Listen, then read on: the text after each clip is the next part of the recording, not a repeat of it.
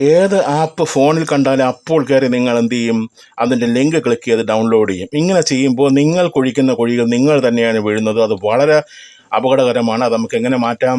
അതിനു വേണ്ടി നിങ്ങൾ ഫോണിൻ്റെ സെറ്റിങ്സ് ഒന്ന് ഓപ്പൺ ചെയ്യുമ്പോൾ ഏറ്റവും മുകളിലായിട്ട് അവിടെ ഒരു സെർച്ച് ബാർ കാണാം. അവിടെ അൺനോൺ ആപ്സ് എന്ന് ക്ലിക്ക് ചെയ്യുക. അപ്പോൾ അവിടെ നിങ്ങൾക്ക് ഒരു ഓപ്ഷൻ കാണാൻ പറ്റും, ഇൻസ്റ്റാൾ അൺനോൺ ആപ്സ് എന്ന് കാണാൻ പറ്റും, അല്ലെങ്കിൽ അൺഇൻസ്റ്റാൾ അൺനോൺ ആപ്സ് എന്ന് കാണാൻ പറ്റും. ഇൻസ്റ്റാൾ അൺനോൺ ആപ്സ് എന്ന് കാണാൻ പറ്റും. അവിടെ ഒന്ന് ക്ലിക്ക് ചെയ്യുക. ക്ലിക്ക് ചെയ്തതിന് ശേഷം നിങ്ങൾക്ക് അവിടെ മെയിനായിട്ട് നിങ്ങൾ ശ്രദ്ധിക്കേണ്ട ക്രോം എന്ന് പറഞ്ഞൊരു ആപ്പാണ്, നമ്മുടെ ഗൂഗിളിൻ്റെ തന്നെ ക്രോം. ഇത് നിങ്ങൾ അലോ ചെയ്ത് കൊടുത്തു കഴിഞ്ഞാൽ തേർഡ് പാർട്ടി ആപ്ലിക്കേഷൻസ് എല്ലാം നിങ്ങളുടെ ഫോണിൻ്റെ വിവരങ്ങളെല്ലാം ചോർത്തിക്കൊണ്ടുപോകാൻ ഹാക്ക് ചെയ്യപ്പെടാൻ സാധ്യതയുണ്ട്.